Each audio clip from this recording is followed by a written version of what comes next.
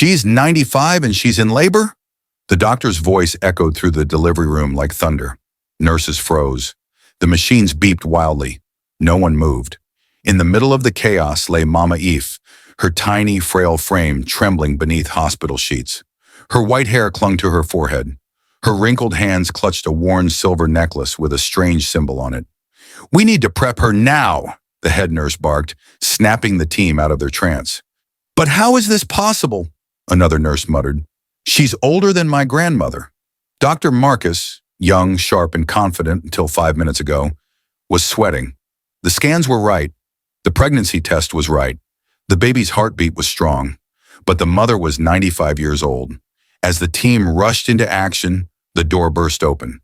Reporters had already gotten wind of the miracle. Cameras flashed. Security shouted. Outside, a storm was gathering, both on social media and in the sky. "I told them," Mama Aoife whispered, eyes fluttering. "He said this would happen one day." "Who, Mama? Who told you?" Dr. Marcus asked, leaning closer. But before she could answer, she passed out. By the time the baby's head crowned, the entire hospital was on lockdown. Pastors, scientists, conspiracy theorists, all trying to get a glimpse of the woman who was rewriting everything they thought they knew about life, death, and childbirth. But the secret she carried was far bigger than anyone could imagine. Word of Mama Eve's labor swept across the hospital like wildfire. Doctors from other floors came running, phones rang, cameras rolled. But deep in room 306, where chaos reigned, one nurse couldn't stop staring at the necklace around the old woman's neck. It wasn't just old, it was ancient. A silver charm shaped like a twin spiral, glowing faintly with warmth. Mama Eve clutched it tighter every time she moaned in pain. "That necklace," whispered Nurse Clara, "it looks sacred." Dr. Marcus frowned. "We need answers. Where's her family?" Minutes later, a tall African woman in her late 30s stormed in, furious and crying. "I'm her niece, Tola. Why didn't anyone call me?" Dr. Marcus took her aside. "Miss Tola, are you aware that your aunt is in active labor?" Tola's mouth dropped open. "What? That's impossible. She hasn't had a man in over 30 years, and she's had menopause for decades." "Have you ever seen that necklace before?" Clara asked. Tola looked at it and gasped. She swore never to take it off. She said it was a gift from a spirit husband. We thought she was joking. The room went silent, and then Mama Aoife screamed louder than ever before. But it wasn't a scream of pain. It was a scream of fear. Mama Aoife's scream pierced the room. Her body trembled. Not from labor, but from something deeper, something older. "He's coming," she wailed. "I told him I would never bear his child." The staff stepped back, confused and terrified.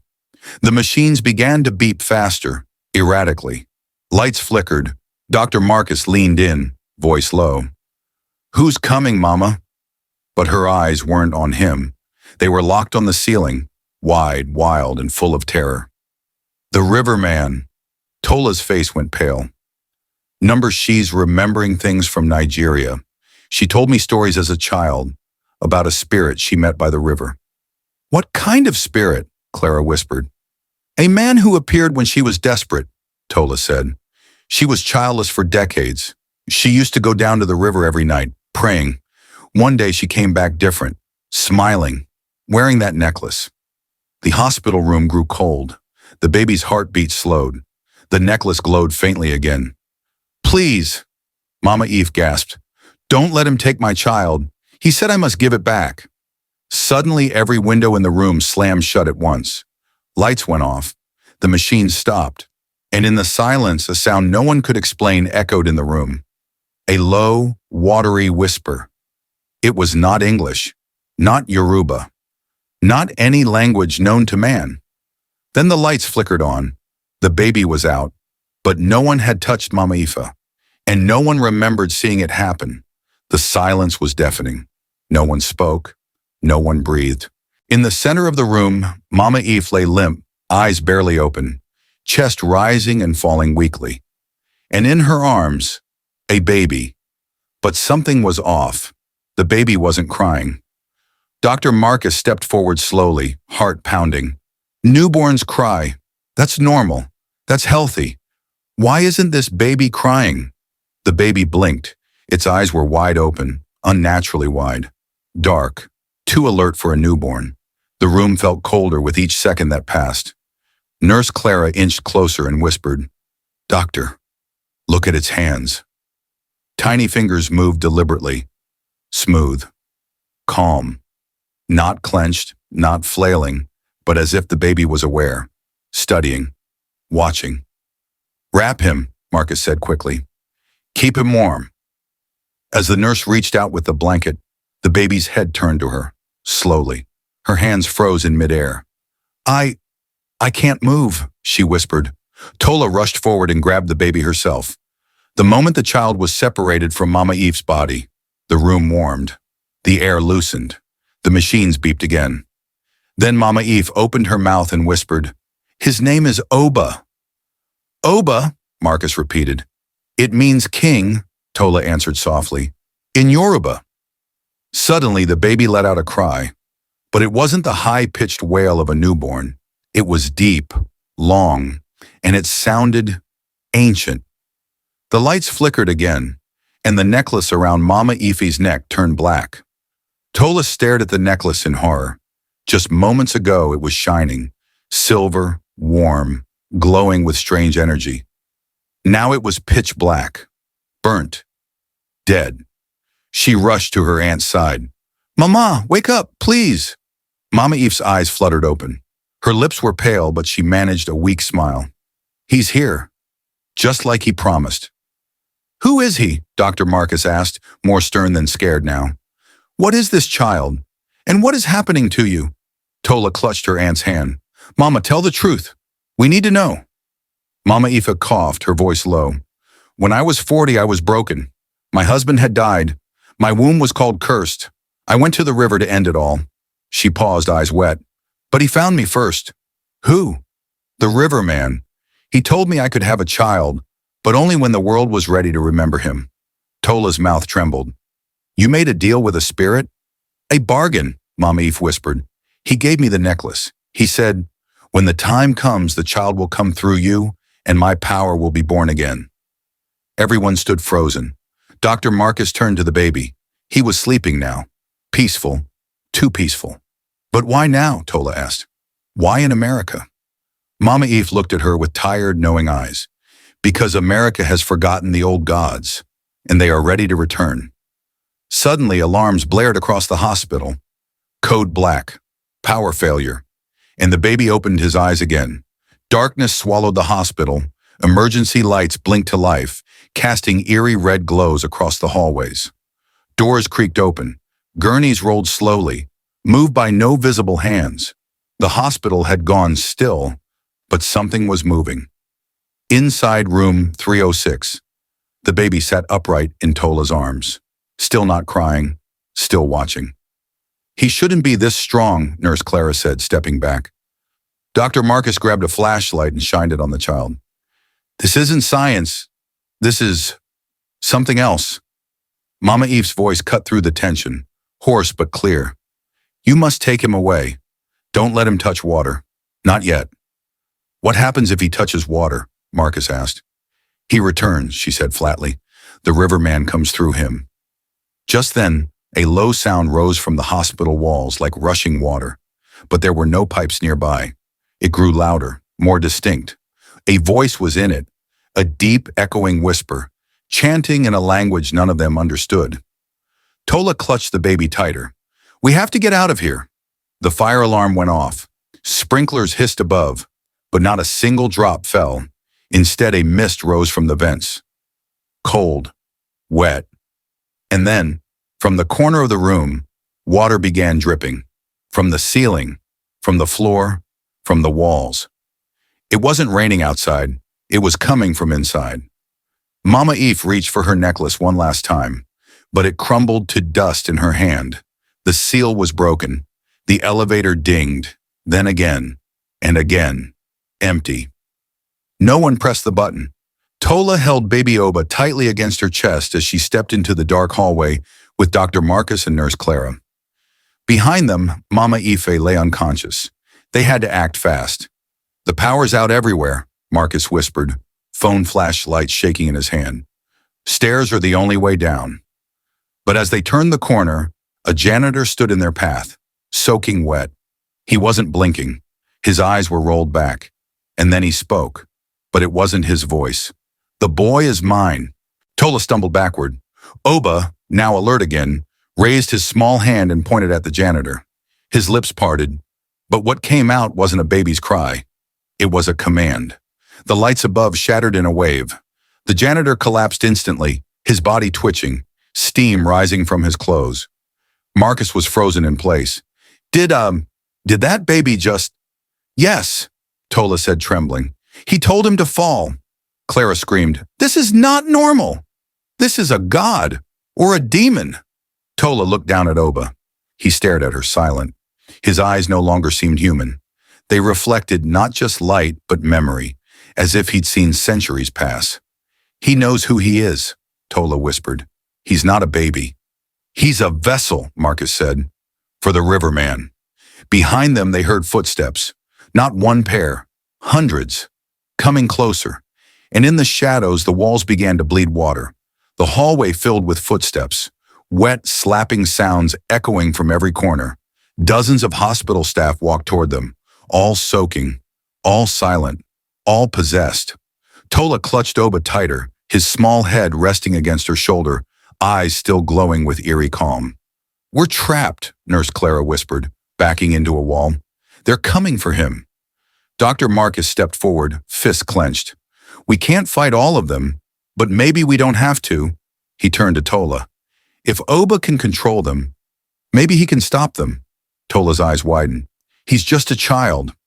"No," Marcus said, voice low. "He's a gateway." The crowd stopped 10 feet away, faces blank, eyes empty. Water pooled beneath their feet, and then they spoke, all at once, in one voice. "Oba, son of the river, return what is ours. The world must remember, the age of men is over." The walls cracked, the floor trembled. Water surged upward like roots breaking through the ground. Tola stepped forward, standing between them and the crowd. "Leave him alone. He's just a baby." But Oba suddenly reached out, touching her cheek. His voice echoed inside her mind. Clear, ancient, powerful. "I chose you, Tola." The crowd froze. The water stopped. And from the center of the group a shape formed. Tall, glistening, glowing. A man, made of water. Long dreadlocks, silver eyes, cloaked in river mist. The riverman had come, and he was smiling. The riverman stepped forward, his body rippling like liquid light, yet somehow solid. The crowd behind him bowed silently. His voice rolled like thunder across the corridor. "My son has returned." Tola's knees buckled. Oba stared, silent, his tiny hand pressed to her chest. He didn't blink. He didn't cry. Dr. Marcus tried to shield them, but the riverman raised one finger, and Marcus dropped to his knees, gasping for breath. "No more fighting," the riverman said. "The time of waiting is over. The child is mine." Tola stood trembling. "Why now? Why, after 95 years? He turned to her. "Because the world has forgotten the old pacts. But your aunt remembered. She kept her end of the deal." Tola's voice cracked. "She didn't know what you would do to him. I gave her life, purpose, the power to bear my child. She asked for a miracle. I delivered." The riverman looked down at Oba. "Now he must return with me, where he belongs." Oba's glow faded slightly. He looked sad. Tola stepped back. "He's not yours. He was born in this world. He belongs here." The riverman's smile vanished. "You dare challenge me?" Suddenly, a loud voice boomed from behind them. "You're not the only one who made a pact." Everyone turned. Mama Eve was standing, weak, pale, but alive. She lifted a small leather pouch from her robe and tossed it to the floor. It burst into flames, and the riverman screamed. The fire from the pouch lit the hallway like a sunrise. The riverman stumbled back, his form flickering, parts of him evaporating into steam. The crowd of possessed staff dropped to the floor, unconscious, freed. Dr. Marcus gasped for air, regaining his strength. What did you do? Mama Ife stood tall despite her shaking limbs. I made a second bargain, years after the first, a pact to break the original. With who? Tola asked. The old mothers, keepers of balance, Mama Ife whispered. They told me this child would change the world, but not through darkness. Oba's glow shifted, softened. His eyes lost their ancient sharpness, filling with confusion. For the first time, he looked like a real child. The riverman roared, struggling to hold form. You broke the circle. You defied me. I gave you my youth, Mama Ife said. I will not give you his future. Oba reached toward the flames, not in fear, but in understanding. Tola stepped forward, holding him tightly. What happens if he stays? He grows with power, Mama Ife said, but guided by love, not control. And if he goes with the riverman, he becomes a god of wrath. Silence filled the hallway. Then Oba did something no one expected. He turned, stretched out his tiny hand, and pointed it at the riverman. With a blinding flash of light and water, the riverman screamed and vanished into a torrent that exploded through the ceiling. And just like that, he was gone. Sunlight streamed through the hospital windows. The chaos was gone. The water had dried. The staff awakened with no memory of what had happened. It was as if the riverman never existed. But the truth lived in the eyes of three people: Tola, Dr. Marcus, and Mama Ife.